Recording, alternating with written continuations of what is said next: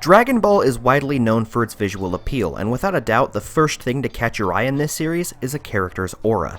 No, I'm not talking about aura farming like what we see Piccolo doing, I'm talking about the literal visualization of a character's aura. Those glowing flames that surround a character's body when they power up, transform, fire off an attack, or sure, even when they just want to stand around and look cool. Having an aura is something that isn't just relegated to one single character though, as literally anybody with basic key control knowledge has one. However, everyone has an aura that feels unique to them, whether it's due to it being a certain color, having different charging or idling sounds, or even a special aesthetic behind it that can't be copied by anyone else. Today, I wanted to take a look at a few of the coolest auras that we've seen, and there's no better place to start than with Super Saiyan Blue Kaioken. Kicking things off is the aura that actually inspired me to make this video in the first place, and I'm sure it's an aura that you'll find on a lot of other people's lists, despite what their feelings are about the power-up itself. Super Saiyan Blue Kaioken, without a doubt, is one of the most stunning auras out there, simply because it did something that we hadn't seen up until that point in the series. It's not just one aura, it's two, and they're stacked on top of each other rather than mixed together to form a new color. Being a combination of the blue aura from the Super Saiyan Blue form and the crimson red aura of the Kaioken technique, there's a satisfying contrast between these two colors that make this aura visually pop. However, what I really like about it is the difference in emotion that these two auras have. The Kaioken aura is sharp, jagged, and full of raw power that we typically associate with that technique, but the blue aura on the inside has softer edges, it's more calm, and feels a bit more serene. For me, this aura is just a fun combination of two entirely different things that seem like they wouldn't work together, but do, surprisingly well. Also, fun fact, we see something similar in Dragon Ball Heroes when Gogeta uses Kaioken with the SSJ4 form, but instead of blue, the inside aura is yellow, which is also a cool visual, but those two colors flow together more naturally. Super Saiyan Rage. Moving on, let's talk about another double aura, and this one's also attached to something that people either love or they hate. Super Saiyan Rage is a form that has very little to no explanation in the Goku Black arc, but man, it sure does look really cool with that yellow and blue double aura. Unlike Blue Kaioken's aura where there were two contrasting emotions, SSJ Rage is just all sharp and full of rage, hence the name. This time, the blue on the inside of the aura isn't as defined as Super Saiyan Blue Kaioken's, but instead serves as more of an outline of Trunks' body and sort of morphs into the yellow flame-like aura the further you get away from his body. To me, even though Trunks doesn't pull off the Spirit Bomb sword technique until later in the arc, this feels like a more definitive appearance of the Spirit Bomb Super Saiyan power-up from Dragon Ball Z Movie 7. Think about it, you have the rageful yellow aura from the Super Saiyan form on the outside, and then you have the blue-colored spirit emanating from the body, almost like it invokes the feeling of hope trying to break free from the anger that surrounds it. And if you look at the aura that way, Super Saiyan Rage ends up making a whole lot more sense in retrospect. Goku Black's aura. Next up, let's talk about an aura from the very same arc as the last one.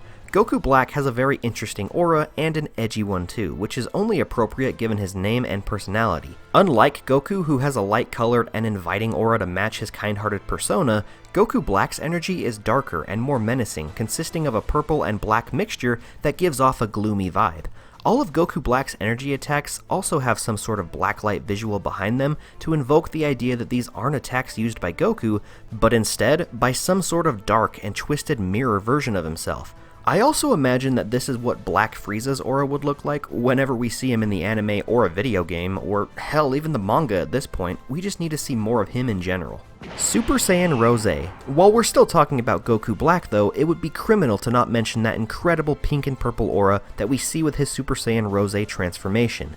Replacing the black outline of the aura with a dark pink, this aura mimics the same type of color change as Goku Black's hairstyle. Everything transitions from a dark and gloomy tone to a much more sophisticated vibe, but at the same time, none of the tension behind Goku Black's character is lost in the process, despite his adoption of brighter colors. I personally really like how the purple fades into the pink. It's just a natural color combination that feels satisfying to look at, and it works really well in contrast with the main heroes of the arc, who all have brighter and more hopeful colors as part of their color palettes. Plus, this aura is responsible for a whole lot of those cool visuals behind Goku Black's key attacks, like his Keyblade and that scythe. Flame auras. Next up, let's talk about one of my favorite aura styles in the entire franchise, flame auras. Isn't it raw when one of your favorite characters looks like they're literally standing in a ball of fire? For For me, the Super Saiyan God transformation is the ideal representation of this aura, as it legit looks like a burning flame surrounding the character rather than just a faint outline of single-colored energy. This makes for some really cool visuals when characters undergo a transformation, like Goku or Vegeta in the Broly movie in particular. Speaking of transformations, Golden Frieza has an aura that invokes a similar feeling of fire, but slightly different than just being a straight-up fireball. In my eyes, Golden Frieza's aura feels like a golden flame, something that works really well with the color of his body and makes the overall form feel more elegant and classy, kinda like a candle. It almost makes it feel like the battle is heating up and that you've entered into a much more difficult phase of the fight. Orange Piccolo's aura is another good example of this, as the first time we see him transform in the superhero movie, a pillar of fire literally explodes around him. It's surprising and it catches you off guard, making the situation feel much more intense. I'm just a big fan of how this aura type can instantly change the tone of a fight or how a character feels with a snap, and everything just gets more intense when that flame bursts out. Jiren is another character who I feel highly benefits from having a flame-like aura, because I feel like he's a character who is highly dependent on how raw his aura comes across to others. A lot of the criticism behind Jiren's character is that he's boring or that he lacks flair, but all that changes when he starts powering up and those flames come out. He really shows off that he's not someone to underestimate, and all of this is due to the look and feel of that intense aura. Ultra Instinct. Man, where do I even begin with the Ultra Instinct aura? I mean, just look at it. If there's any aura in the Dragon Ball franchise that invokes such a pure, godly power behind it, this is it. This is the peak of what an aura should look and feel like, something simple, but so powerful at the same time. The aura behind Ultra Instinct just feels like something on another level. There's a certain heat behind it that even outdoes the intensity of the flame auras that we just talked about. This aura invokes a feeling of calmness and a feeling of tranquility, and it really shows that Goku is in full control of his movement and has tapped into something much greater than he's ever had access to in the past. The best way that I can describe this aura is that it feels calm, but at the same time, it's super intense. Destruction energy. Despite being on the opposite end of the spectrum from Ultra Instinct, the aura that we see with Ultra Ego and the Gods of Destruction surprisingly gives off a similar vibe. But if Ultra Instinct's aura gives off a calm and tranquil feeling, then Destruction energy gives off the feeling of power and severity. It just feels like the peak level of power for someone to reach. There's just something about seeing that purple energy form around the outline of a character that makes the situation feel real and dangerous. Anytime that you see someone like Beerus lift up their hand to fire off a Hakai, things just get serious, and this aura is a great indicator of someone who not only possesses great power, but an incredible mindset capable of destruction without remorse. Fused Zamasu. When it comes to Fused Zamasu, his aura just gives off a feeling of false hope and enlightenment. Throughout the entire Goku Black Arc, there's a feeling of gloom and doom, not just with the tone of the story and the setting of a destroyed future, but by the visuals of the villains and their aura. I mentioned earlier that Goku Black's aura starts out as dark and gloomy, then as the story progresses, it brightens up and becomes more elegant with the rosé form. But when he fuses with Zamasu, the darkness of the aura becomes a pure white light, and he even forms a barrier of light behind him to give off this godly impression to the mortals beneath him. In terms of visuals, having a pure white aura looks really cool, but what makes this aura most interesting to me is that it's attached to a character who shouldn't come across as a righteous figure. Fused Zamasu just acts like a false god and believes that he's above mortals, and that visually manifests itself with that aura around him. Sparkling auras. Next up, let's talk about sparkling auras, which are actually pretty cool in the Dragon Ball universe. In my opinion, if a character's aura has sparkles in it, it just makes them feel like they're in an entirely different realm of power. Take Vegeta's blue evolution form for example. It's such a blindingly powerful form that put him way above the level of Toppo's God of Destruction energy. Super Saiyan 4 Gogeta's sparkling aura actually gives me a lot of nostalgia too.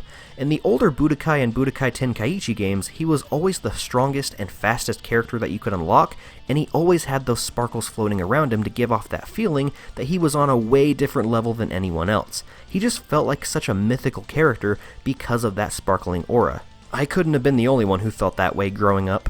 Cumber's evil aura. Finally, I feel like it would be a crime to not mention him anywhere on this list, but Cumber's evil aura from Super Dragon Ball Heroes is crazy.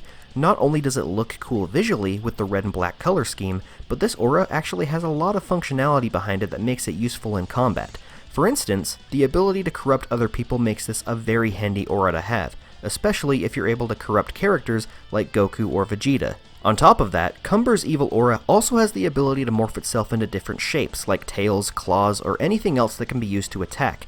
These feats alone make this aura one of the most handy and broken auras in the entire series, so it makes sense why it's been relegated to the world of Dragon Ball Heroes rather than the mainline series, at least for right now. But even though my list wraps up there are literally hundreds of auras in the Dragon Ball world that I could talk about to keep this list going for hours and hours. Every character has their own aura style that feels unique to them, even if a lot of them end up just being different color swaps.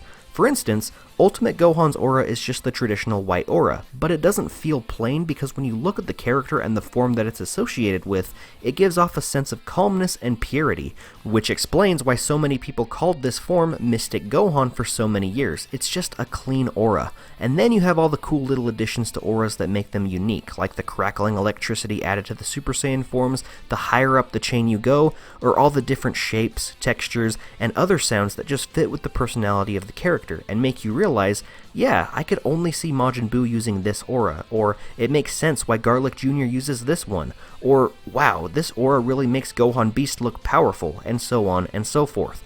But at the end of the day, like a lot of other things, auras can be subjective. If you made it this far in the video, comment down below letting me know what some of your favorite auras are in Dragon Ball, and why. Does it come down to visual appeal, sound design, or is it just your favorite because it's your favorite color and your favorite character? Let me know your thoughts down in the comments below, and thank you all so much for watching. I hope you enjoyed. If you like all things Dragon Ball, do me a favor and give this video a thumbs up, share it with your friends, and subscribe to the channel so you never miss a video. Until next time, I'm InnovativeJdawg, and I will be seeing all of you Dragon Ball fans later. See ya!